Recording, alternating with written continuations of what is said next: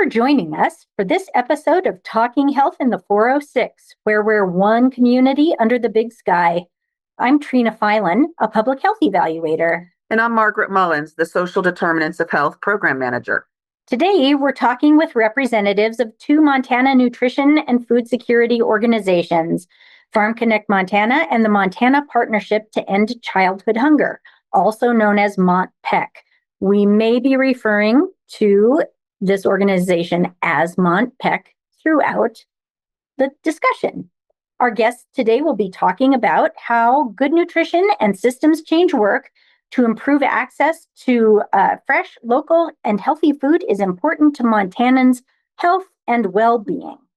Lisa Lee and Kayanne Miller are co-directors of MT-PECH and Food Systems Change Advocators, and Ian Finch is Food Access Program Director at Farm Connect Montana. Welcome to everyone.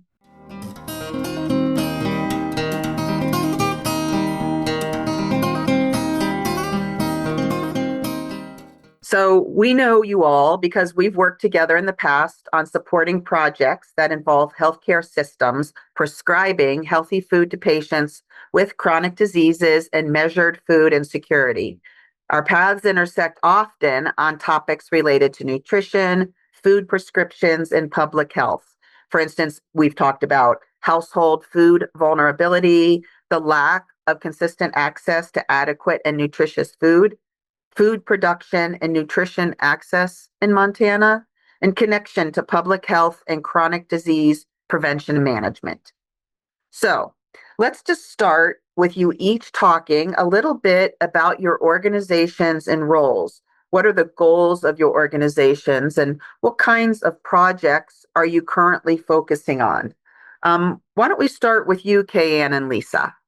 The Montana Partnership to End Childhood Hunger is going into our third year as a nonprofit and had been a statewide coalition before this since 2011. We've always been focused on food systems change to end childhood hunger for good. And this just means that we are trying to make the system work so that all kids can consistently eat fresh quality food every day, even in the most eastern corners of our state.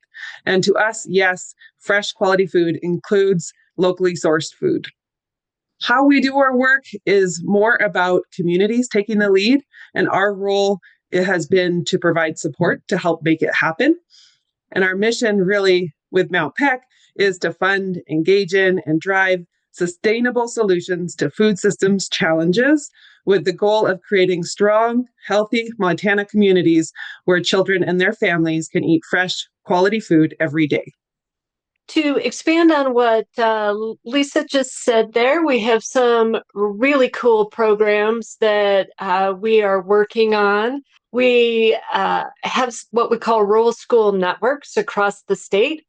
These are groups of schools that are near each other geographically. So there's an Eastern Montana group, there's a group around the Choteau area, for example, and we have some other groups as well. The thing that's really cool is that we are able to work with these groups to address systems challenges that are making it hard for them to serve fresh quality food to kids in their school meal programs. For example, one of the things that's really hard is for school food service directors to connect up with local producers and get the food into their school and then budget accordingly for it. So we provide technical assistance around those two issues as examples. We've got a really large project running. Sort of if you looked at the map of Montana and cut it in 3 equal slices, this project is running in that middle slice. And it is all about building an economically viable, sustainable food supply chain in that area of the state where once you get off the interstate, delivery and distribution is very difficult for schools. They're being dropped from their supply routes. schools are driving 45 miles one way to pick up their own ingredients for lunch as opposed to being able to get ingredients delivered. And so those are the kinds of issues that we work on every day. And the reason why we work on those partially is health related because we want school kids to be able to eat really healthy, quality food as opposed to more highly processed and ultra processed foods that come out of a box and are heat and eat. Thanks, KN. That's really good information. Ian, how about you? Hi, everyone. Thank you so much, Margaret and Trina, and great to hear from Lisa and Kayan on the important work of MT-PECH. Again, I'm the Food Access Program Director at Farm Connect Montana, and our organization's mission is to grow a healthy local food community by conserving farmland, supporting beginning farmers and ranchers, and making local food accessible for all. And we work on that systems change as well, kind of thinking of it as from soil to fork. And we really, understand that the food and nutrition access questions we have and outcomes we want to see at the end of that food chain really rely on the food supply itself. Just like Kayan was saying in the schools, we're looking to really help produce healthy, nutritious local foods that both support the resilience and health of the soil, the economy, and those consumers at the end of the chain. And really, the mission of our organization tailors into 3 different program areas that we work on as well. And I'll be mostly talking about our food access program today. But we do, just to mention briefly, for that systems work, we are working with Missoula County and farmers in Western Montana with the Montana Land Trust to actually conserve farmland so that Montana, and especially Western Montana, where we have a lot of production capacity, can continue to produce those healthy local foods with those beginning farmers and ranchers that we work with well into the future. And actually, in the last 3 years, our beginning farmer and rancher team has helped launch 47 new farms in Western Montana, which is really awesome. Those new farmers are then connected to farmers markets and other food access programs through our food access program. And the current iteration of that, the way we work on food and nutrition access is by specializing in what are called nutrition incentive programs. And we kind of leverage and work off of other public assistance programs like SNAP to basically drive that spending of those benefits to local food producers through farmers markets, farm stands, CSA programs, which are food box programs that people subscribe to and get a box once a week, once a month. And then we match that spending through the nutrition incentive, basically encouraging people to, go out and find those healthier local fruits and vegetables to engage with the food system. And, there are some kind of sub goals there for food and nutrition access, where we really want to see people increasing their consumption of those local fruits and vegetables. But that means also supporting community connection. So, getting people out to actually build relationships with farmers and ranchers to understand what Montana seasonality looks like. And what we're finding is that translates into people advocating more for their own food and ways they get their food and what that food looks like. And so we really work to understand what participants want. We work through coalitions to really listen for what models communities in Montana are looking for on how to get food from field to plate. And then we lean into those models. And so right now we have Montana's Double SNAP Dollars program, where we match SNAP spending at those kind of redemption locations I was talking about, dollar for dollar. We have the Senior Farmers Market Nutrition Program, which looks to support the aging population in both, increasing access to those fruits and vegetables, but also increasing their connection to their community. And then most recently, which is the topic of this conversation today, is our produce prescription program, where we've really found meaningful partnerships with folks like MT-PECH, with the healthcare industry, hospitals across the state to be a little bit more intentional about the way we're prescribing fruits and vegetables for people who have, might be at risk of certain food-related diseases or other ways to really start treating and thinking about prevention of those health outcomes in addition to the local food work we do. Thank you. So we know from our work with you all that what you do is multifaceted, it's complex, as we will talk about a little bit later, working on a system has to happen from many angles, right? To change it, to have an impact on people's understanding of it and their interaction with new ways of engaging with food and health. But before we get into all of that good stuff, you all are very passionate about what you do. And we were wondering if you could talk a little bit about how you came to this work and why you are so passionate about it. And anybody can start, but we'd like to hear from you all.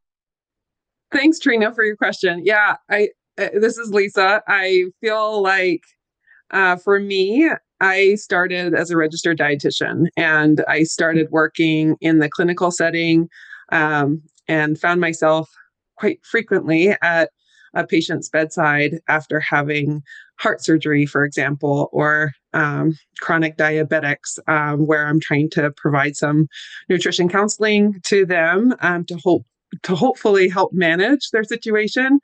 And I found it quickly became frustrating, where there was just less emphasis on prevention, and more folks were just ending up in these situations. And the last person you want to talk to is a dietitian after seeing 5 or 6 other health professionals. And then I show up and start talking about, yeah, let's try to make very significant nutrition and food changes, right, in your everyday life.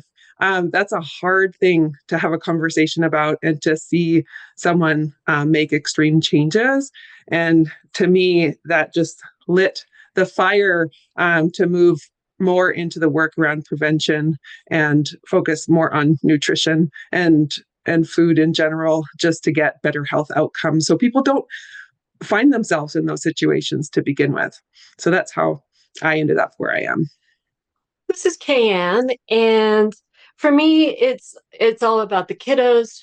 I have volunteered with organizations that support kids for almost 50 years now. But the thing that's really important to me is a good foundation for all Montana kids, so that they have an opportunity to grow up nourished and make the most of their health and turn that into a life that's really important to them. Well, this is Ian, and great question. I guess I'll start. My journey to kind of food and agricultural systems actually started, I think, when my family moved from Pennsylvania through Minnesota to Montana, eastern Montana, about 4 generations ago in the early 1900s as part of the Homestead Act. And my family's history, has been part of the farming and ranching community in Montana for over 100 years.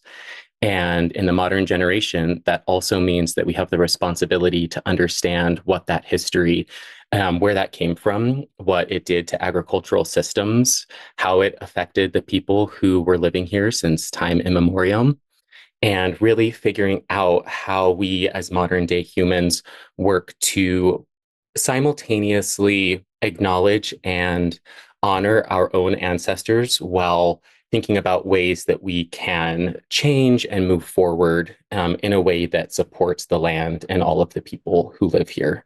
And I think I really had that learning through college here at the University of Montana. In 2006, I moved to Missoula. I went through the environmental studies program. It has a really strong food and farming emphasis area where I didn't even know. I was kind of blindsided by it. And I was like, oh my gosh, these food systems are so complex. They reach everyone. I mean, every single person interacts with the food system. You cannot avoid it. And you can either interact with a food system in a way that increases disease, or you can interact with the food system in a way that increases health. And I really saw an opportunity with my interest in agriculture and my interest in health to really merge that through the work I do here at Farm Connect Montana. And I've been doing this work for about the last 5.5 years, and I've been working in food systems in Montana for about the last 20 years. Thanks to all of you. I really enjoyed hearing what led you all to this work. So thank you for that. You are involved in a lot of projects that are multifaceted and complex. In fact, both of your organizations are working towards changing Montana's food systems to lean more towards health and well-being. You've all brought up health frequently in the discussion that we've had so far. So let's lead into the idea of systems change by talking a little bit about why nutrition is important for the prevention and the management of chronic diseases like diabetes, high blood pressure, and cancer. So this question's for all of you, really. How challenging is it to convince people that nutrition and healthy food access are important and real issues that can help them to be healthier? I love this question. Thank you, Margaret. I feel like we are in both a food and health crisis across Montana right now. We're seeing very high rates of food insecurity and very high rates of diet-related health issues, including diabetes, heart disease, hypertension, obesity. Looking at hunger alone, we have 40% of our kids in school that qualify for free and reduced price school meals. We predict as an organization that there are over 92,000 kids across Montana that struggle with hunger. Of the 92,000, probably 36 to 39,000 kids are below the poverty line, but our work in schools allows us to talk to principals and superintendents daily, and we're hearing that there's a much bigger gap of people falling through the cracks now. Many families don't qualify for those federal nutrition programs, and their income isn't enough to get by. So they are looking to school meals as a lifeline. And we only see healthcare as a way to support all of the work that schools are doing because their reach is extensive. And both schools and health centers are in very rural communities, which we have many of across our state.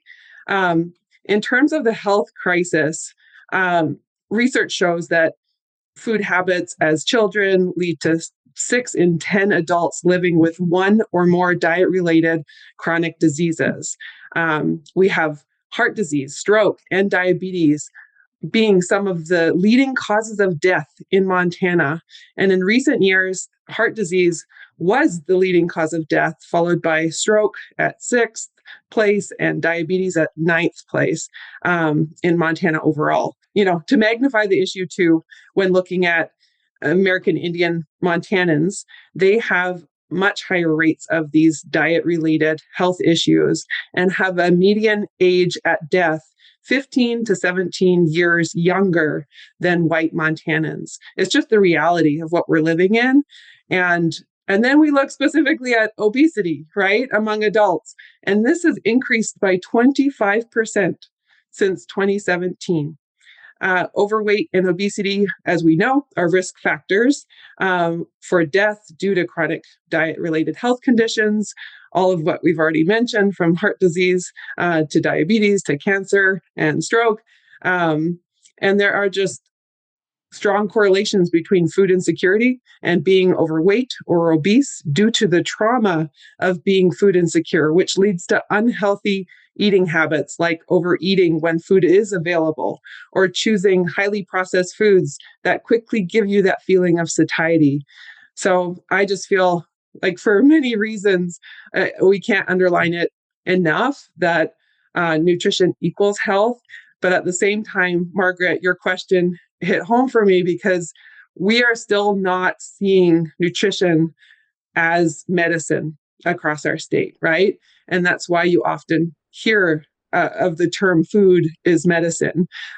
We'd love to see more of it. We'd love to see healthcare be more proactive and work more upstream. And many hospitals are across our state, but it's not common practice yet. And we need to make it common practice. We can't rely on pharmaceuticals getting us through situations. We need to start thinking that the food we put in our bodies at such a young age and how we're forming these eating habits at such a young age equal our health as we get older, right? And we're seeing much younger kids, start having heart disease and other things younger in middle school and in high school. So let's prevent it. Let's get on top of it. I think the last thing I just want to mention here is just that I had the opportunity of being one of many as part of the state health improvement plan process to determine the state's top 3 priorities over the next 5 years, as were you, Trina, and Margaret. So it's nice to see you at this table too. But it took many months to review the data and discuss the prioritization criteria, such as the magnitude, the seriousness, the feasible strategies, the urgency, the intersections of different disease states, and et cetera. But the group landed on the top 3 priorities, and they are behavioral health, cardiovascular health, and maternal health. And when looking at cardiovascular health, the leading cause of death in Montana, we can honestly say that good food can help change this. So let's start now. Thank you, Lisa. Well, this is KM, and I mentioned that I'm all about the kiddos and, their ability to succeed. And so one of the things that is really important to me is how nutrition and fresh quality food impact their ability to do that. And so being able to eat fresh quality, often locally sourced food does a few things for kids in schools. For example, when they can eat more nutritious school meals, in large longitudinal studies, we see significant reduction in anxiety, mood, behavioral disorders, suicide, nurse visits, absenteeism. So being in school, feeling good, being able to work well, those are important success factors. And if you look at kiddos 10 to 15 years old who don't have adequate nutritional values in their foods, they are 2.5 times more likely than other kids to experience anxiety and depression during the school day and at home. The other thing that I think is really interesting is that when kids can eat adequately nutritious food as opposed to mostly ultra processed or highly processed food, we also see reductions in bullying, and we see improved test scores. We see improved ability to concentrate, and we see that these performance metrics can be seen among kiddos starting in kindergarten. If they have better nutrition, they're doing better in school. Thanks, Kayan. What amazing information being shared. I love learning about how food and nutrition at the childhood level really impacts people, because I couldn't agree more with Lisa and Kayan. It all starts with kids when it comes to building that next generation of food and nutrition advocates, both for themselves and for our community. And so the work there is of utmost importance. Beyond that, I think convincing people to make those changes for themselves is multifaceted, in that you have to both, and the community has to both show people kind of the way forward, give that glimmer of hope. Because I think in the modern day and age, in addition to what Lisa was talking about with the food and nutrition crisis that we see happening in health crisis, there is an extreme cost of living crisis. And people these days, most people these days, unless you are a tech billionaire, are living with pretty limited resources. And for people who have the most limited resources, you have to make really, really hard decisions between costs of healthcare, your rent, your utilities, your cell phone bill. And so many of those costs are fixed, right? Your rent is fixed. And if you don't pay it, you're getting evicted, and you don't have control over that. Whereas when it comes to food, people have a lot of agency in how they choose to spend their money on food, which is awesome. Agency is great. And we really want people to be able to make those choices for themselves. But you have to have an empowerment model when you're trying to convince people to make those changes. And I think in order to do that, people need to see both that the access is there and that, when they are told or when they decide to make that change, there needs to be a way for them to get that food. And a lot of the times that might not exist. In a lot of really rural communities, there are gas stations, there are convenience stores, and the chain, the line of those healthy fruits and vegetables. And, I think everyone on this call would probably agree, local fruits and vegetables are higher in nutrient density, they're more fresh. Those foods might not be available. So where I'm going with this is that I think in order to have someone make the choice themselves to pursue a healthier food future, the way that we at least address it first is providing a financial incentive to do so, because we acknowledge that people just need a little help. And in order to make that tough choice to pursue those healthier foods that may or may not be more expensive, providing that financial incentive is a gateway for that person to engage with those foods, to learn about those foods, make connections with those food providers and producers. And then that kind of wraparound support, that discovery of community, I think is where that empowerment begins. And people start realizing, wow, like this isn't even just about me and my food. This is also about the way I interact with my world. And just to share a little data from our program, we just published a paper called Nutrition Incentives in Action in the Journal of Agriculture, Food Systems, and Community Development. And one of the findings our evaluators kind of found through the data, we had 372 responses, was that 80% of the people who were using our financial incentives to shop at farmers markets felt an increase in their connection to their community as a result of the program. And a higher percent, 85%, feel like by using the financial incentives to support local farmers, they're actually able to make a difference in their community. And so it's not even just about, are we eating the right types of foods and are we pursuing that health? There's this community aspect and these programs. And I want to talk about nutrition education, and I'm sure we'll talk about that later. That's another critical aspect of giving people the knowledge and the tools that they need to make those decisions. And nutrition education is not just about what nutrients are in what foods and how to do that. It's so much more broad than that. And I'm sure Lisa could talk much more about that.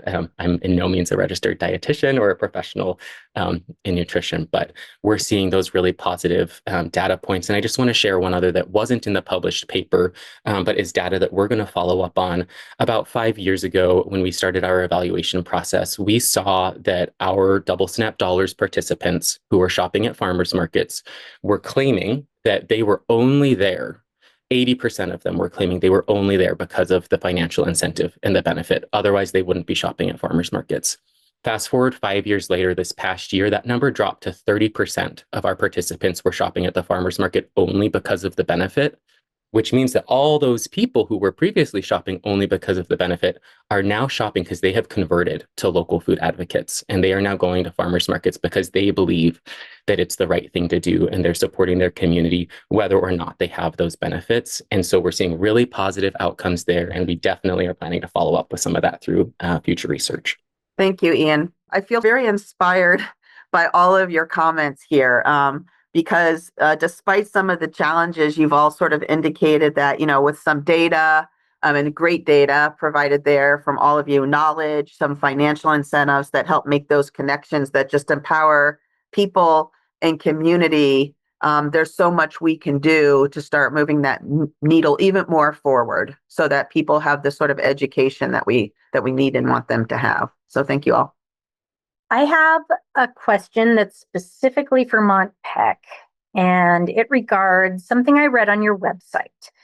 You mention that you're focused on nutrition density and nutrition security. I was wondering if you would talk a little bit about those ideas and why most Montana communities are unable to access nutrition-dense foods and the kinds of work that you're doing to support movement toward those goals. If you look at nutrition research, peer-reviewed, published nutrition research, in the United States, across the life cycle, so including kids, teens, adults, seniors, prior to birth, moms, the whole thing, across the life cycle. There are some nutrients that are really important all across the life cycle. And there's 24 of those, as a matter of fact. And 21 of them are consumed below the recommended daily allowance in the United States. So we're not getting enough. So when you are eating what we're calling a nutrient dense diet, that's a diet to us that is giving you access to all of those nutrients in the amounts that are appropriate to you, depending on how old you are and where you're at in your life cycle. So in Montana, the nutrients with particularly high inadequacy rates are vitamin D, that contributes, of course, to our suicide rate here in the state. And we had a meeting one time with the suicide coordinator for the Department of Public Health and Human Services. And he also has a private practice working with adolescents who are contemplating suicide or who have attempted. And vitamin D is the first thing that he recommends for those folks immediately. The other nutrients that we don't see enough of in the state are vitamin E, calcium, magnesium, dietary fiber, omega-3 fatty acids, zinc, folate, and potassium. And especially something like potassium you get from food, and not having enough potassium in your body, at least in my family's experience, contributes to stroke and heart attacks. And, Lisa mentioned that heart disease is one of the key things that we see in Montana as a primary cause of death in the state. So nutrient density, again, to us, is eating those foods that provide those diets. And why is it hard to get that in the state? Well, over time, we've lost rural grocery stores. We are losing infrastructure in the state in terms of ability to process some locally grown foods. We've certainly improved in meat processing over time, but vegetables and some other foods, we still have a ways to go there. And, there are communities where you can't just run by the grocery store on your way home because there isn't a grocery store. That impacts people's ability to get food. If you're a one-person food service director in schools and you're feeding all the kids and your deliveries from the main food suppliers are no longer available because of your rural location and you're having to drive long distances to pick up the food yourself, that impacts the kind of food that you can bring back to the school. You got to have something that survives the drive, right? And it still complies with health code when you show up with it at the school. So that impacts kids' ability to get nutrients. And those two things are just a real challenge in Montana, given the size of the state, the space between locations, just the rurality of where we live. I'd like to add just a few more things. I feel like Kayanne touched on most of it, but the critical pieces that we're missing now across Montana, but across the nation, are the inability to cook like we once did. It's just been lost over the last couple generations. We live in a convenience society, right? Where it's just easy to grab ready-made foods for us. And that works and has worked well. But the fact is now we are trying to go back to the way things were before and learn those critical skills around just cooking and preparing basic meals, cooking from scratch, understanding nutrition. So what Ian already mentioned around nutrition education, there is no standardized nutrition education in our schools. All of our schools are controlled locally here in Montana. And that means that there's no overarching system where we can rely on one thing and make sure it's standardized across our state. So really focusing in on not only having the skills to cook, learning about foods, because if you introduce new foods or scratch made food when kids are not used to that, it changes your palate, right? You oftentimes need to taste it a couple times before it becomes more normalized.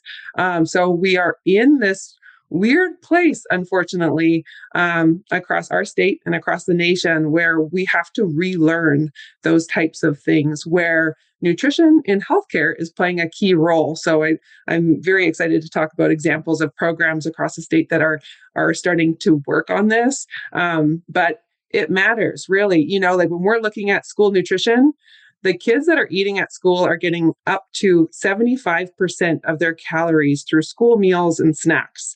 So what we're serving at schools matters to these kiddos. So if they're getting food from a box that's prepackaged, highly processed, that's what they're carrying with them for a lifetime, right? If we're starting to introduce scratch-made cooked food, as well as locally sourced foods, integrating more within that world, it allows kids to try things in a positive environment where they're tasting, they're seeing their friends do something similar, and at the same time getting nutrition education, learning about the foods and like why they're important to feeling good as human beings, and carrying those critical skills forward. So for all those reasons that Kian mentioned, I just wanted to hone in on the fact that we've lost some of these key skills that were once just commonplace and now are not. Thank you both. Yes, I am ashamed to admit that I have fond memories of Dayglow gravy on turkey from elementary school. I loved that. I lived for the day we had Dayglow gravy on turkey and mashed potatoes. So I had to learn Mashed potato flakes. yes, I had to learn a lot of food skills as I grew up as well. So thank you both for talking about that. Yes. So it's important to sort of remember, right, that changing systems really require efforts from all angles. Ian, you kind of have a different focus. You've said that Farm Connect Montana works on supporting local farmers and improving farmland access, improving people's access to healthy local foods. So can you just talk some more about how these focus areas support systems change around nutrition and well-being for Montanans? That's an excellent question. And, again, the food system needs to reflect all of the food system actors or the players that you have in your community. And so everything is interconnected. I would say that it really, when you're working with farmers, you are working with aggregators, you are working with food processors, you work with getting that food then to consumers, and then those consumers need to prepare that food at home, like Lisa was talking about, and then that food also goes into a waste stream. And all of those elements are what make up this really large food system that we have.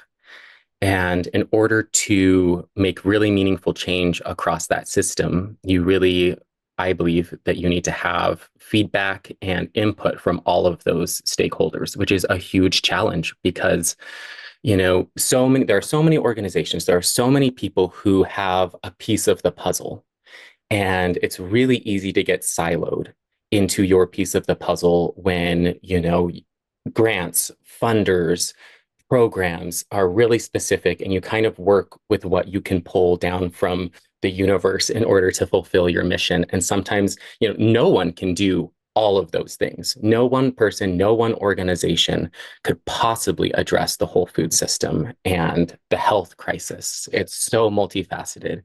And so you really do need to look to coalitions. And, I think great examples are MT-PECH. MT-PECH is a coalition. It grew from that knowledge of all of those partners across the state.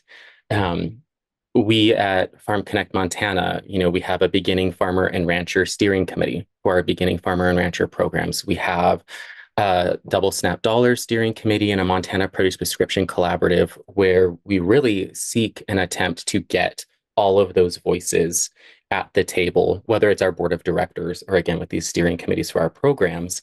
And it's not even just the food system actors. I didn't even mention the policy, the law, the governance. There's so much that happens at the federal and state levels that then inform how community actors and players can leverage those government resources, can leverage private resources in order to do this. And so all of those players need to be part of the team. In Montana, we do have several other coalitions that are less program related that Farm Connect's a part of, and I think MT-PECH as well. There's the Grow Montana Food Policy Coalition. That coalition really looks at what happens with policy at the Montana level to make food more accessible, to increase our production. We have an amazing 33 by 33 initiative sponsored by Abundant Montana that I believe we're both coalition partners of as well. And that's really seeking to get 33% of the food on Montana's plates to be produced in Montana by 2033. And that's really stemming from, the statistic that we've seen making the rounds where in 1950, Montana produced 70% of its own food.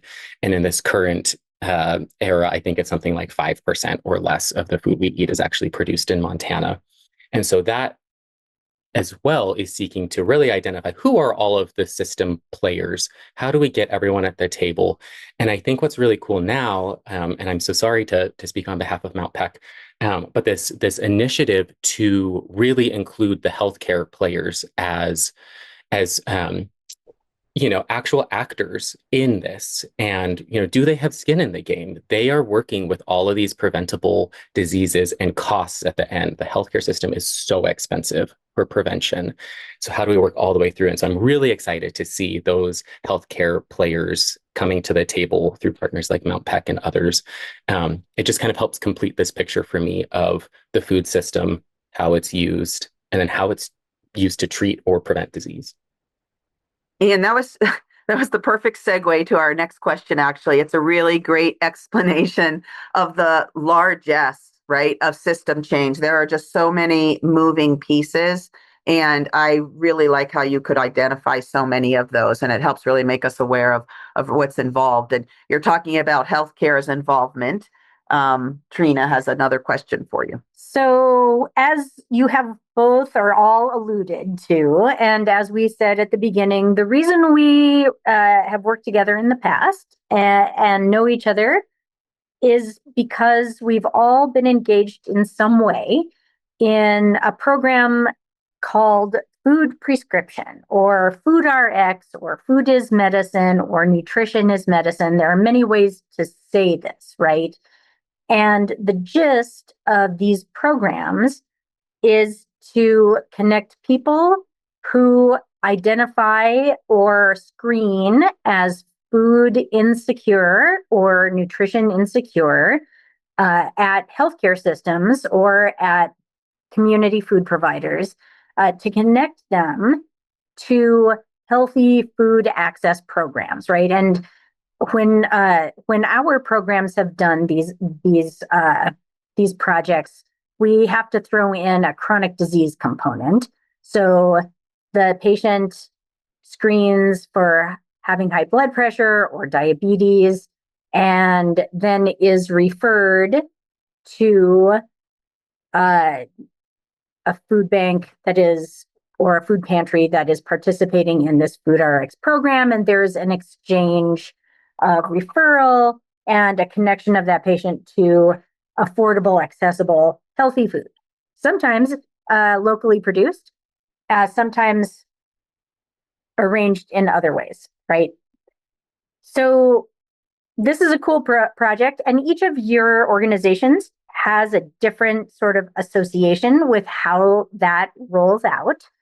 But we'd really like to dig into it and talk a lot about these food prescription programs, how you got involved with them, the benefits of them. There's a long-running evaluation of these programs and their effectiveness. So let's just get into it.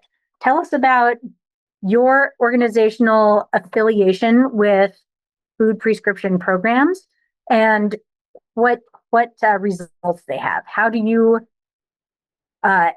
make them work from your perspective, and what are the results so far? So we've been in the nutrition access world at Farm Connect for about the last 10 years. I failed to mention earlier, we're turning 20 years old this year. We're celebrating our 20th anniversary. And for about half of that time, we've been focused on food access in addition to the farmland conservation and beginning farmer and rancher development pieces of the puzzle. And I think we ended up getting involved in kind of the food for health space once we really discovered and acknowledged that the programs we were already running, Double Snap Dollars, some of these other kind of farmers market-based nutrition programs, were really increasing people's health outcomes. And so we saw these indicators that, oh, wow, food really does make a difference to people. And that was all self-reported, through participant interviews, through our surveys. And so we said, okay, how do we kind of look at this a little bit more closely? And I'll say we've been, for the last 5 years, a grantee through a federal program that's incredibly important. It's called the Gus Schumacher Nutrition Incentive Program, or known as GUSNIP.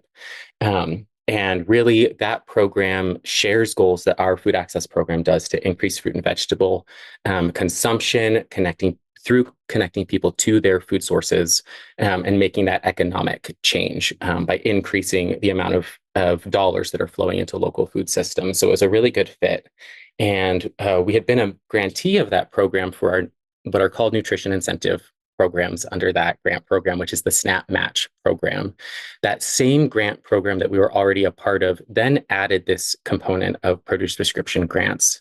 And it was 3 years ago where the federal government actually made a lot more money available for those programs through the American Rescue Plan Act, which was a COVID era piece of legislation.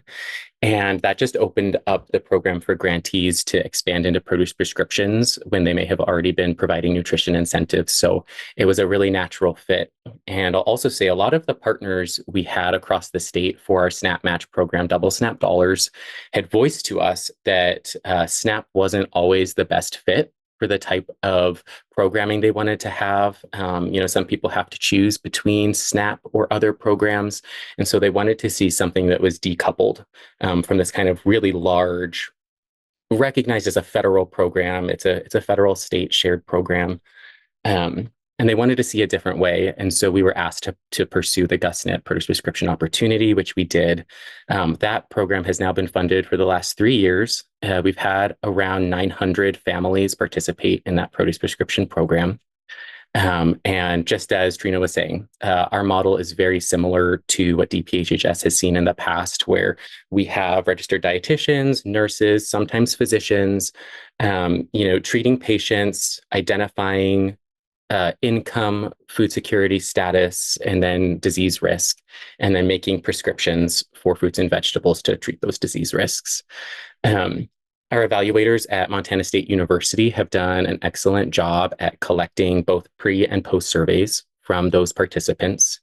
And those clinics at the midway point actually are also taking labs and doing a little blood work and are tracking things like cholesterol, and other indicators for heart health or diabetes. And results are really early.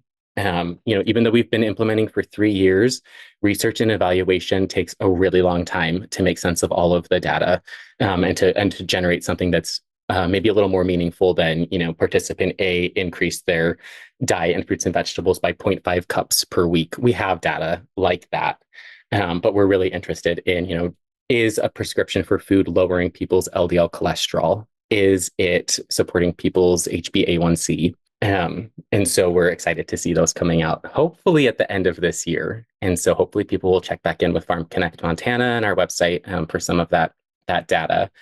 I do want to say just really quickly, I just participated in, and we published a little thing through the American Heart Association's Healthcare by Food initiative, where GusNIP grantees all got together and came up with what best practices do project leaders recommend for produce prescription projects.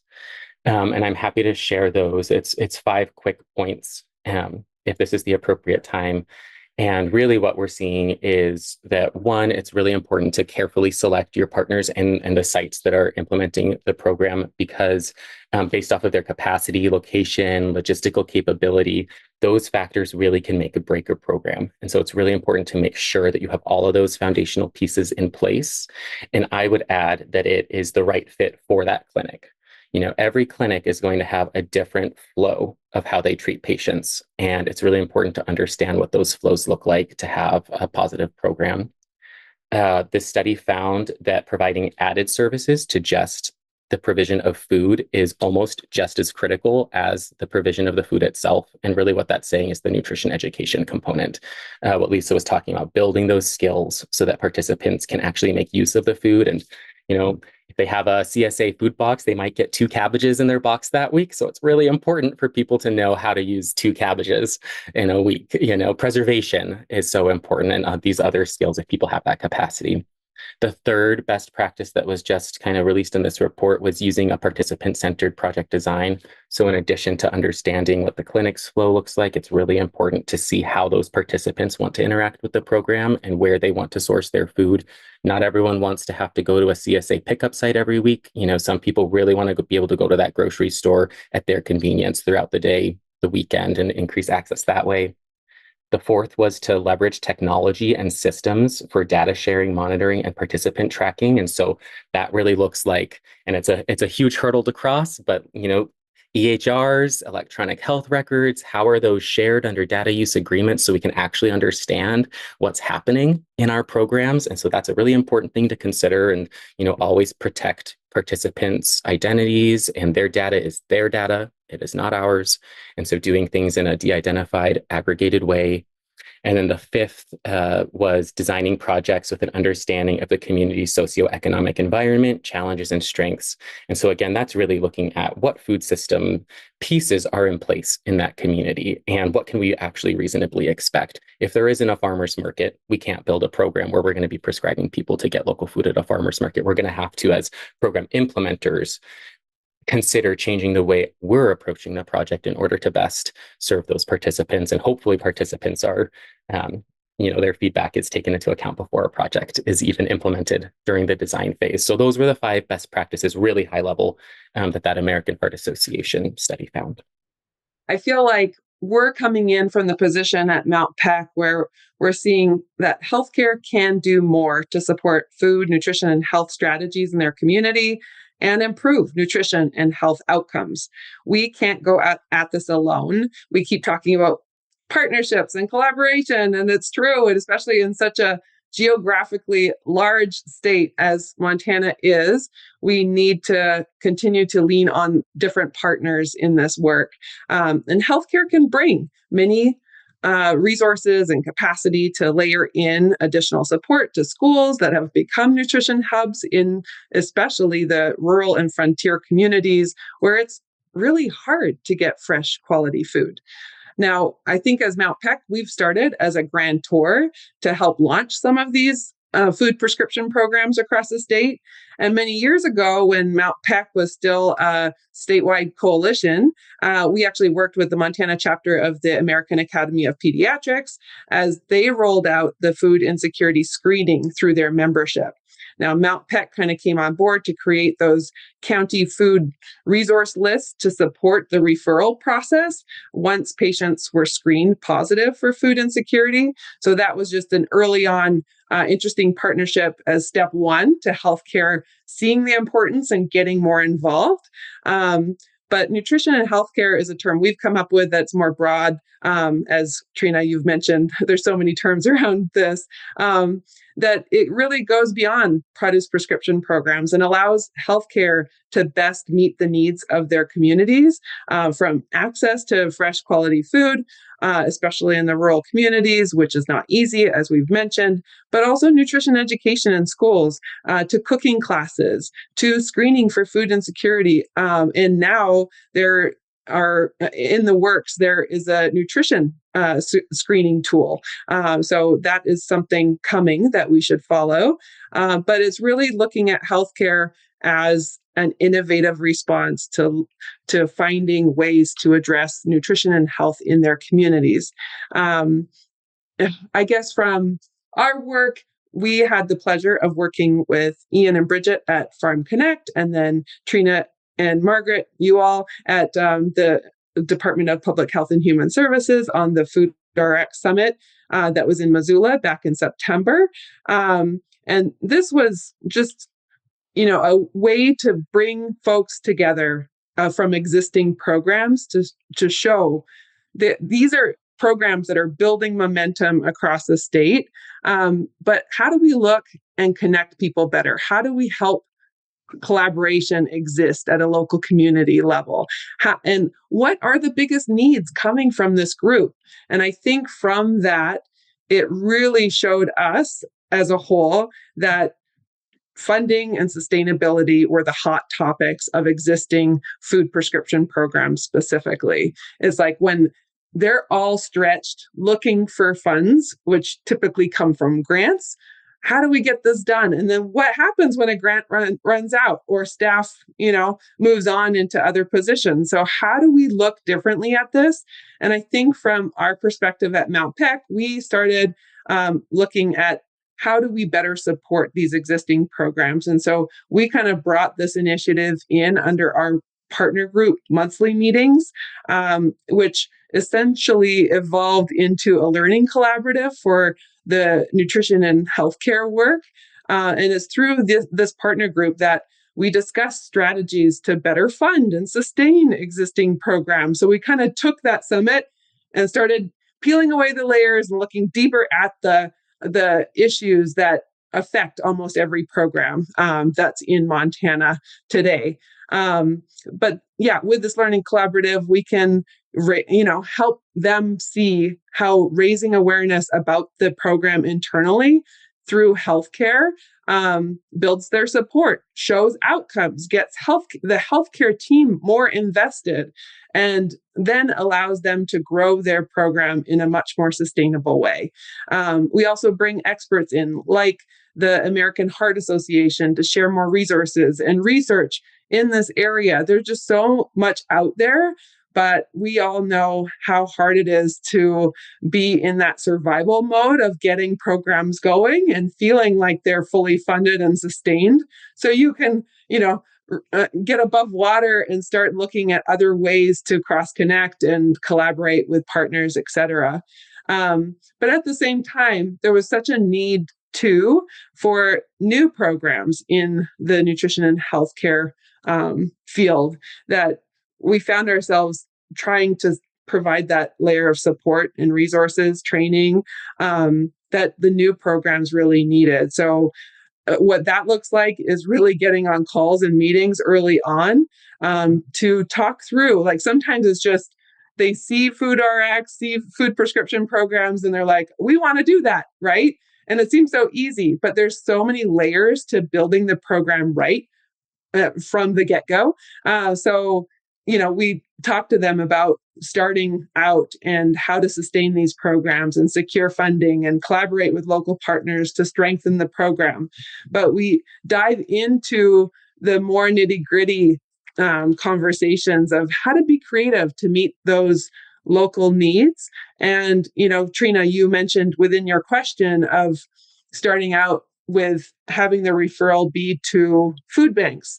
But that's not the end all be all, right? Many programs across our state are referring to grocery stores and having vouchers to especially Albertsons because they have a presence in almost many communities across the state, especially the rural areas too. And it tends to be more affordable, and food banks are constantly pressed for more and more these days with food insecurity being in crisis mode. But as Ian mentioned, and the focus of Farm Connect being around local food boxes, we are seeing some programs being able to manage that. It is more costly, so you just have to talk through with new programs, where are the people that are needing food support?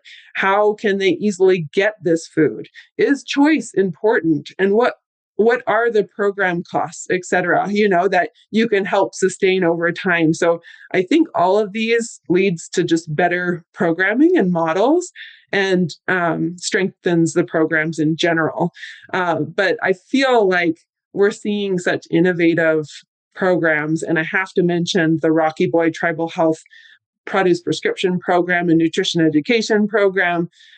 They have a holistic model in doing both food access and education. It's a long-term grant, which they were able to successfully get awarded, and they're building partnerships along the way. It's just one program to watch, and they are offering a number of community classes, and a lot of people are showing up. When things are going right when people show up, especially in rural places. So that is one that I'd love to share more about if anyone's interested and can give you connection to that program.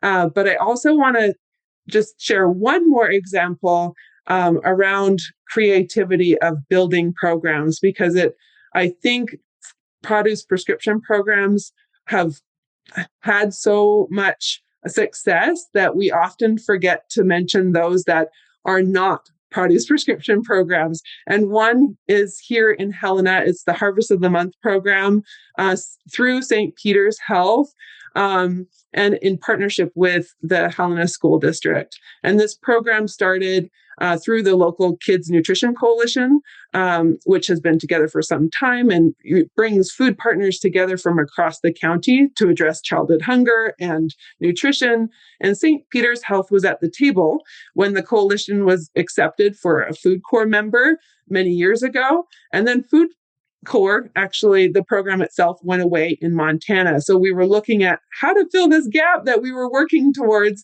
with Harvest of the Month.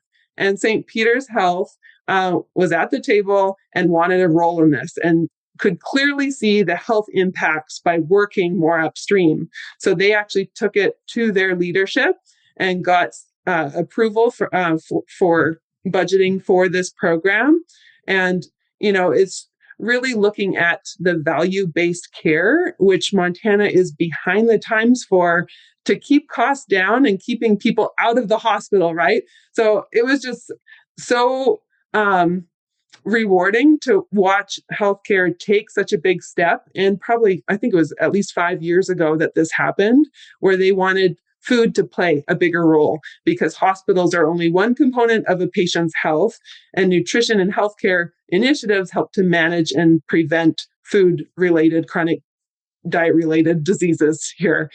So very briefly, Harvest of the Month in Helena is coordinated by staff at St. Peter's Health. It is really operated through all 11 elementary schools across our community. Harvest of the Month features one local food item per month, and the Harvest of the Month coordinator through St. Peter's Health comes in monthly to each elementary school and teaches fourth graders about this food item, brings items to taste test around the food item. So if it's carrots, they might make us carrot salad, let's say, and create a little lesson plan around carrots and then do a little taste testing with the kiddos. But what we saw soon enough is that the coordinator at St. Peter's Health couldn't be everywhere. And it's a big job with 11 elementary schools. So she reached out to Carroll College, as well as the Family and Consumer Science teachers at our Helena High School and Capital High School here. And we have actual students in high school or college students coming in to teach some of these classes. And it's really taken off in a way where these fourth graders are learning critical skills, nutrition education, cooking, because they even have this little Charlie cart that Helena Food Share has, and loans to just broaden people's skills. But fourth graders remember it when there's high school students coming to talk to their class and about food. And all of a sudden they like the food more and they remember what just happened, because it's kids mentoring other kids in such a positive environment. So it's really taken off. It's helped to build nutrition education and greater outcomes, because it's exposing kids to more and different foods and a variety of foods. And they learn these eating habits. And a lot of them actually are going now into family and consumer science classes later in high school with a much higher educational component around nutrition education, where the teachers prior said they had no baseline nutrition education. So they had the first month, 3 months of every school year, really trying to go back over the basics of nutrition education before even getting to the actual curriculum. So it's created just such a great thing for our community. I'm here in Helena, so I can see it firsthand and through my kiddos. So I think these programs are just bringing so much more to the communities and allowing partnerships to thrive in this environment. That is amazing. What a cool program. I will just say there are several people we work with over here in the Chronic Disease Prevention Health Improvement Bureau that have children that have gone through the 4th grade here in our communities and are very familiar with this program. And it is so well received. The kids remember it at the end of the school year and moving forward. And we know there's so much they don't remember. So it's pretty impressive. So thanks for going into detail on that. Yes, I appreciated all of that discussion because it really highlights how many different partners can be involved in improving nutrition and health outcomes, right? Schools, grocery stores, local nonprofit organizations, public health, hospitals and healthcare systems, and local farmers.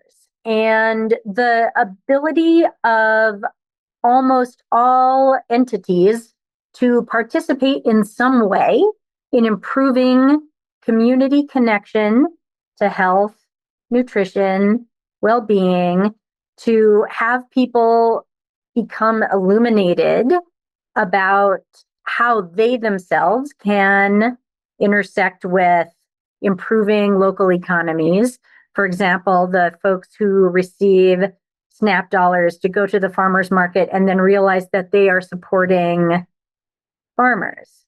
So there are all kinds of opportunities to partner and to work together. But we also know that creating partnerships is sometimes not straightforward. Like it's not just knocking on someone's door and saying, hey, let's do some stuff. Would that it were so. But one of the things that we have heard in our work on food prescription and other kinds of programs that connect clinical workers to community-based organizations is that sometimes it's hard to figure out how to even take the first step toward partnership. And that's one of the things that both of, you all alluded to in what you've been talking about, that starting the relationship and figuring out the rules and the groundwork and what actually everybody's going to do in the partnership, that all needs to be worked out. So could you talk a little bit about how to foster relationships that lead to these interesting projects? How do you foster those relationships between partners that may not see themselves as logical partners? Like, for example, a healthcare partner and a grocery store or a food provider. I feel like sometimes it can feel tough to enter into a new partnership, but a lot of times you have this shared goal. So that's the starting point in having that conversation. And, especially in such rural communities, you don't want overlap. You want to be working together to strengthen each other's programs. For example, like around nutrition education programs, there are just so many partners in this space trying to fill that gap, that major gap that exists. And it could be from diabetes education to Harvest of the Month lessons in schools. It could be family cooking classes hosted by MSU's extension agents.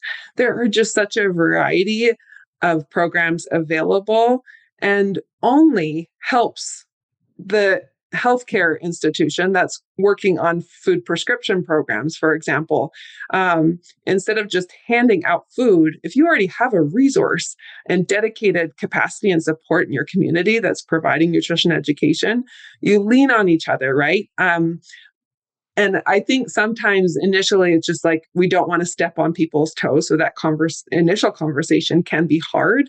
But you have to go there because we lack the capacity and the resources in a big state like ours.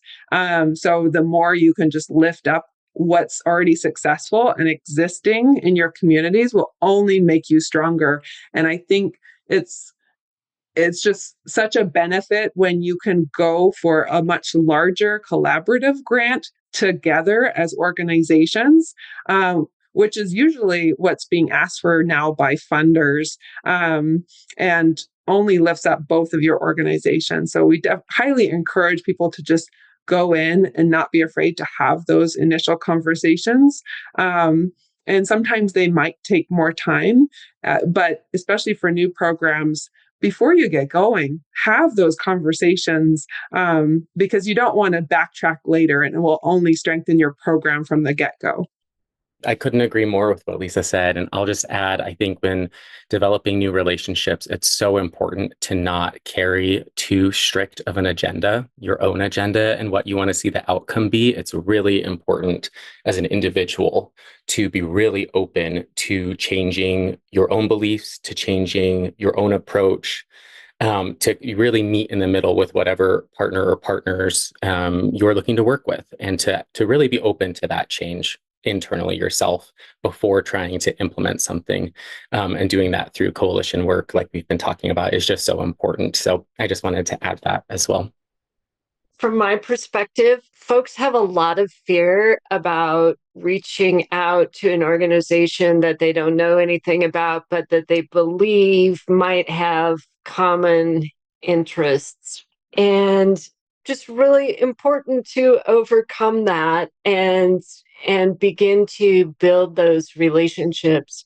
For example, if we're thinking about ourselves only as the Montana Partnership to End Childhood Hunger and really focused on, well, gosh, we have to talk to other people who are like us, whether we do that out of because that's how we're thinking about the problem, or because that's what we're comfortable with, or that's who we know, then we miss out on partnerships with other organizations, whether those are agricultural organizations or individual farmers and ranchers or pediatricians in tiny spots in Montana. We just really need to, I think, to form good, sustainable partnerships that are capable of addressing a systemic problem. We really have to think about who interacts with the food and the humans all the way through the cycle, from when the seed goes in the ground to when it comes out, when it's processed, when it's consumed, when a kid visits a doctor or an eye specialist or a dentist, or all the way around that circle. We need to engage with people who are in that circle, not just our friends. I would also like to add that one of the things that we've heard occasionally from the healthcare system side is that it's very easy to lose track of a project like a food prescription or a nutrition is medicine project in the midst of all of the other things that have to happen, right? Because clinical focus is very clinically focused. And so, and a food is medicine, food prescription program is a little outside of one's regular dealings in a healthcare system. So, undertaking a project like this with a healthcare system, it wouldn't be bad to set up regular interactions, right, with the person you're working with in the healthcare system. And by regular, I mean probably at least every other week. Just check in and make sure that everybody's radars include this program so that you can feel like there's a connection beyond just referring somebody to get a food box or whatever the setup is. Just because you're building a new kind of relationship with a partner that may not think in the same ways that you think of if you're coming from a food perspective. So I just wanted to add that on behalf of all healthcare providers who might be wanting this, but also don't know how to start it. And I will also add my work as a social determinants of health program manager is working with these clinics to think more broadly about how their work intersects with social needs of their patients. And I think we will find over time, and certainly have seen over the last few years, that there is a lot more recognition and understanding about the completeness of that picture. So it is an ideal time for Food RX and people who are contributing to patient care in this realm to sort of interject themselves into the process of healthcare. I think the time is just right. I think the beauty of Food RX is that it's not a one size fits all approach, right? Many times at a community level, healthcare is a big partner in this, but it's usually led through a local nonprofit. For example, like Fast Blackfeet, a nonprofit serving the Blackfeet Nation, has a food pharmacy program. They actually have a registered dietitian on staff that can bill for medical nutrition therapy, which is basically individualized nutrition counseling that must be provided by a registered dietitian. And it's working with the Southern Pagan Health Center, and they both receive reimbursements from Medicaid because of getting this approval. But it's Fast Blackfeet that then, turns the program into the patient is screened positive for food insecurity, and that patient is referred to Fast Blackfeet.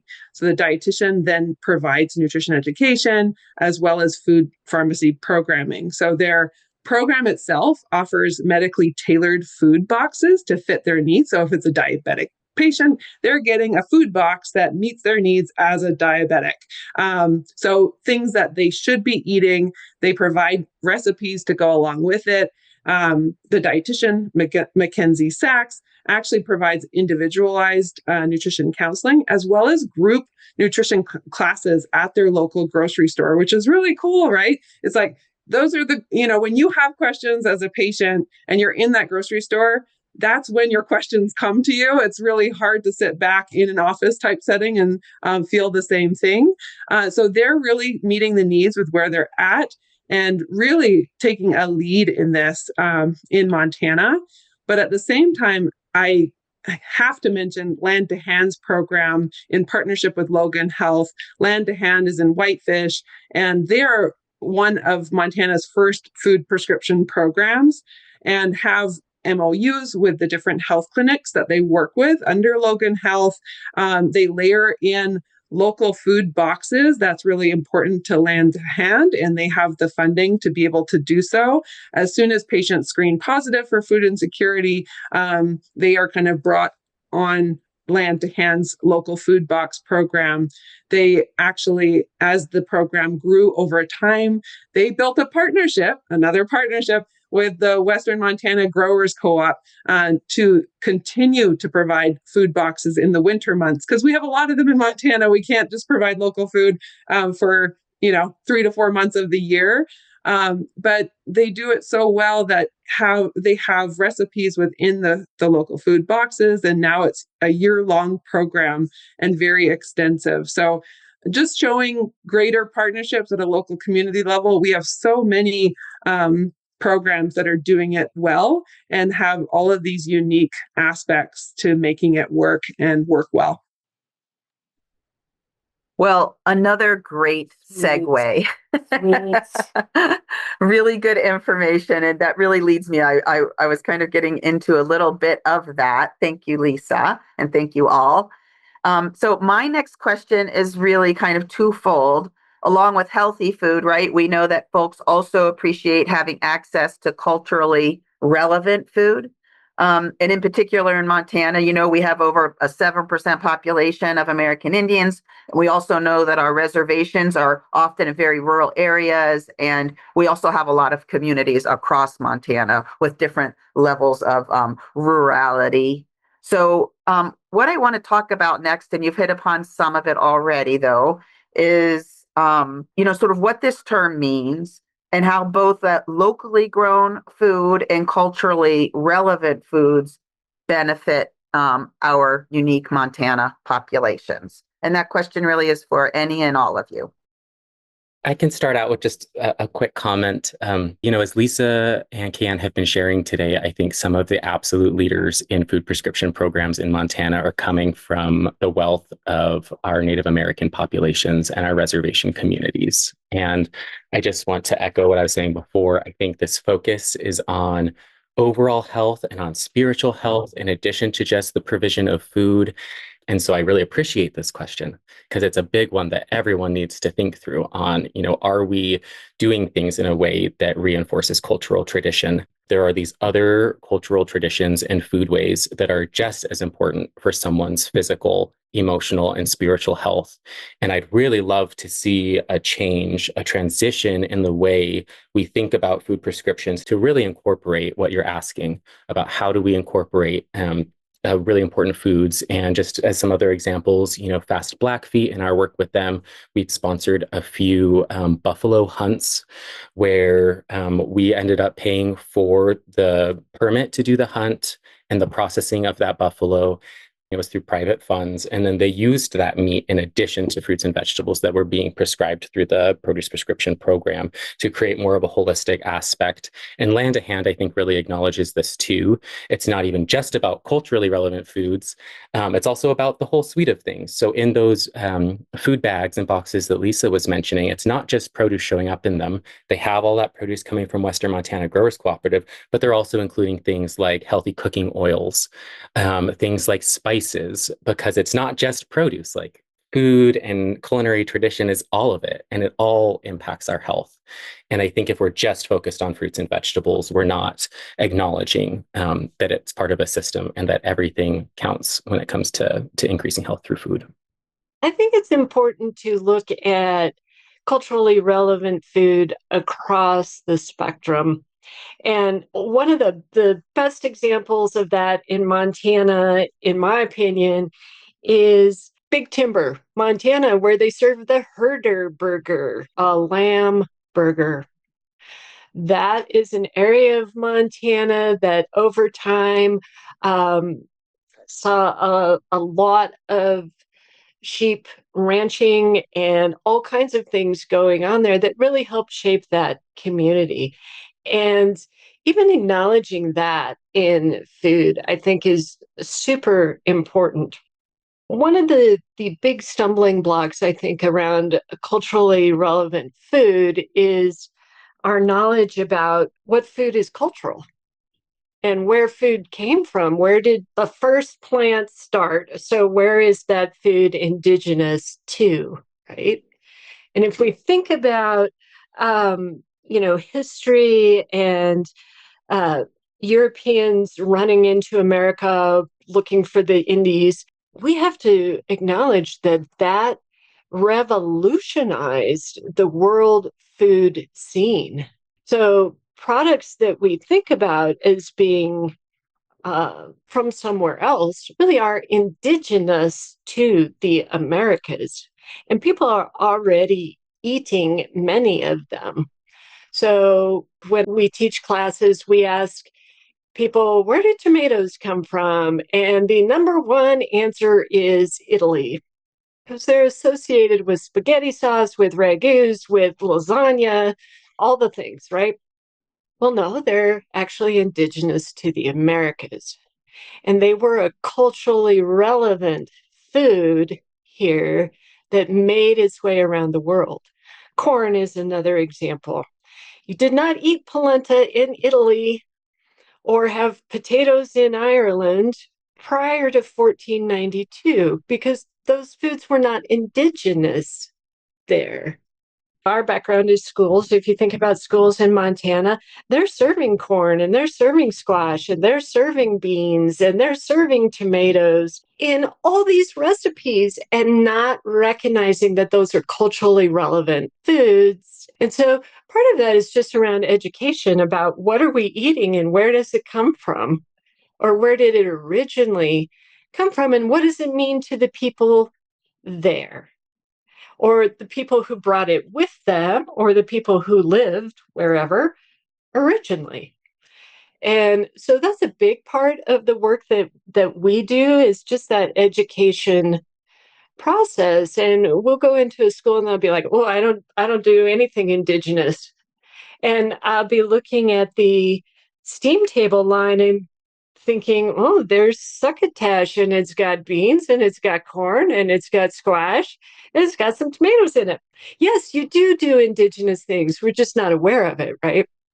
I love this question. And just to add to Ian and Kayan's comments here, providing indigenous food when serving indigenous populations means that they'll feel seen, and we can celebrate other cultures and expose people to more types of food. It's not only being indigenous, but they are the largest minority here in Montana. And when you serve culturally relevant food, it aligns with some culture and traditions and language, and people just eat better, right? This is what their experience is, what they're used to. So we don't need to serve other foods only in schools and restaurants, et cetera. It's like we can expose people to new things and be accepting and celebrate the differences we also have.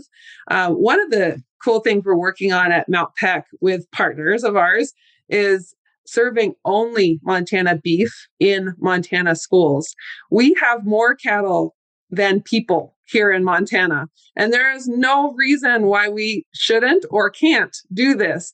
And imagine the pride that local ranchers and producers feel and the people of that community, right? So you're buying from Bill, the rancher down the street, and serving his cow at the school. And you're having, let's do shepherd's pie today. And what if we had a picture of the rancher down the street and celebrate the fact? And the grandkid that goes to that school is like, that's my grandpa. Like there's just so many layers here that we need to just celebrate and own here in Montana being an agricultural state. So I love that question. Thanks, Trina. Oh my gosh, I love food geography. That was amazing.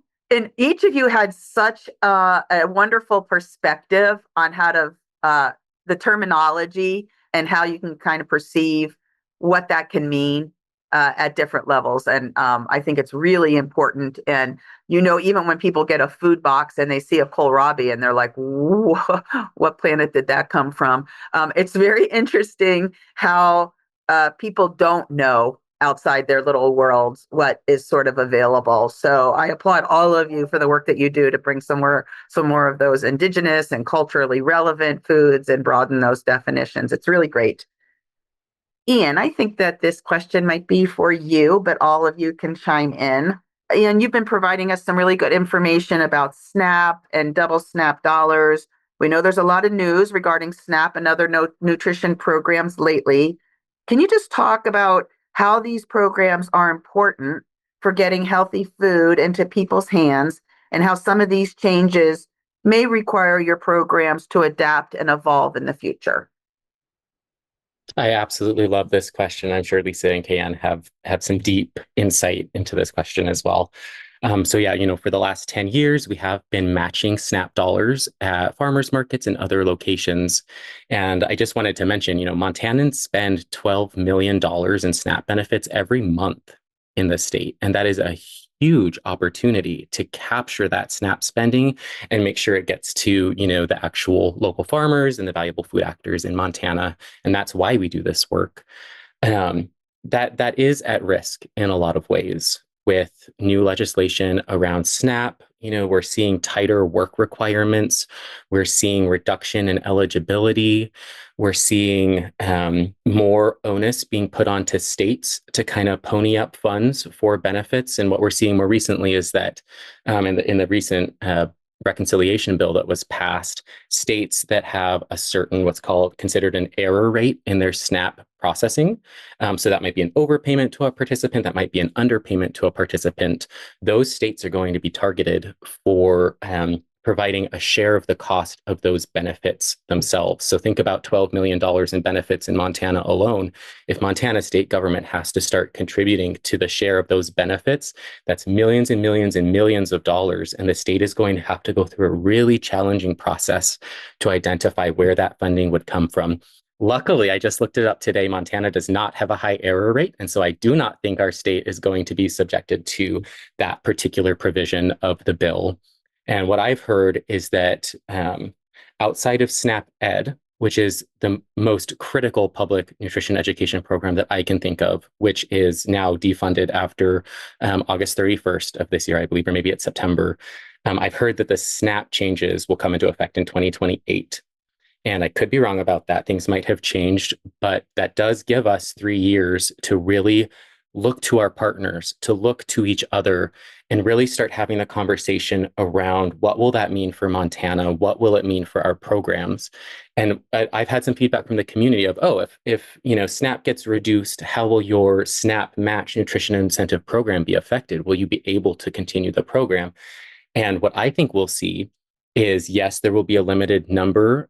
Maybe it will be harder to access the SNAP program, but those who are able to still participate in that benefit are going to be looking to these community-based nutrition incentive programs even more. And, the community is going to be looking to offset some of that reduction in federal support with this local support. And that's going to be incredibly difficult. And so, we've got 3 years to plan around it. Hopefully something at the federal level will change in that amount of time. But, it's going to take the whole community to really figure out how we want to either scale up the programs that we're creating. How are we going to do that? Hopefully there's a lot of engagement with and contributions from the healthcare industry, from health insurance companies, places that have more capacity and have more resources will most likely need to really start chipping in to help offset some of these reductions in support. I want to go back to a comment that Lisa was making previously about, the lack of standardized nutrition education in Montana. So SNAP Ed, as listeners may or may not know, provides some nutrition education in some schools in some counties in Montana if the schools qualify. And that is going to be missed because, to Lisa's point, people don't know how to cook anymore. So if you get that kohlrabi that we were talking about in your box, first of all, what is it? What do I do with it? And we see, and research shows, that when kids know the answers to those kinds of questions, their entire household eats better. Not only do they eat better, but their entire household eats better. And so one of the things that we're doing at MT-PECH with some supporters that we have is looking at how can we fill that gap as collaborative coalition type organizations. How can we fill that gap, and how can we bring nutrition education to all kids in all schools so that all Montana families who have a kid in school have an opportunity to be learning from their kiddo and eating better as a result of what their kiddo is learning. That's a tall order. It's probably have some policy solutions as part of that. It probably has some training solutions. It definitely has collaborative solutions in terms of working with existing food and consumer science teachers in schools. For example, we won't solve that by the time the federal money runs out, but we recognize the importance of solving that for the health and well-being of all Montanans in the state. And I'm glad Kayanne mentioned the need to address the bigger gap around nutrition education. But to your question, Trina, without SNAP, we will start to see that trickle down effect and higher usage of food banks and the need for the school meal programs and food prescription programs. So I think one of the things that we see at the Montana Partnership to End Childhood Hunger is more of the on the ground needs that are increasing drastically and have been for many months. We all feel it at the grocery store, right?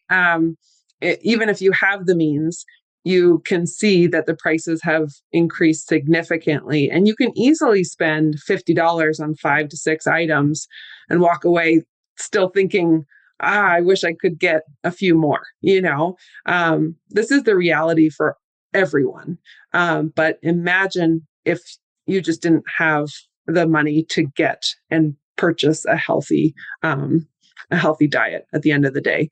So I feel like it's just going to impact the programs that are trying to meet those community needs. And we, as partners in the food space, need to think very creatively in collaborating together to address these larger gaps.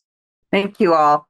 It's really good information. And when I hear about your perspectives on what's needed, I am, for me, the encouragement comes that I know you all are so driven and so passionate about the work that you do, that there will be a lot of boots on the ground, as they say, working to see that these systems are maintained and that people are getting what they need. You make me feel hopeful. Is there anything else that you all would like to make sure we touch upon? I just want to say, as an addition, that I really believe this is an opportunity and a chance for the local food system to rise to the occasion.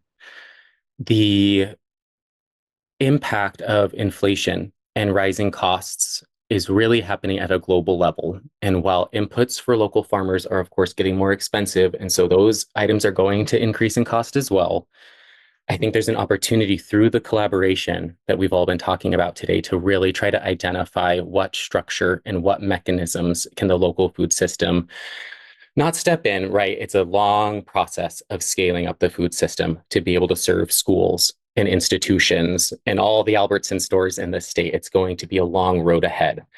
But this is like the trigger moment where we as a state, we as a community can say, okay, if the global food system can no longer serve us because of these costs, how do we do it at home? And so we can really start thinking about a values-based approach, a values-based supply chain, rather than, this conventional approach of minimizing costs throughout the supply chain. And I just think there's a lot of work and hope to be sought after in how we go about that in a local way.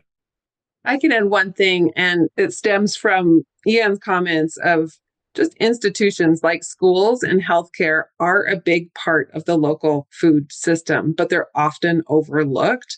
And we have to come to the table all together with open minds as to how to start looking differently at what exists across Montana. I feel like we need to communicate better when looking at nutrition and healthcare programs and engage healthcare leadership by sharing the progress and impact of what they're bringing to the population that they serve, raising that awareness, but showing the value of nutrition in healthcare within their internal audience, but also externally. So we and the programs that exist across the state need to do better at collecting those metrics and sharing all of the nutrition and health outcomes that we're seeing. Because really the goal in this is to make sure that families can consistently eat fresh quality food to address childhood hunger, but also to improve diet-related health conditions. Thank you so much on behalf of Trina and myself and the crew behind the scenes. Thank you also to our fabulous guests. If you would like more information on what was discussed today, visit our website at talkinghealthinthe406.mt.gov, where there'll be links to the information discussed. And if you haven't already, Please remember to rate, review, and subscribe to our podcast. And until next time, be healthy and be well.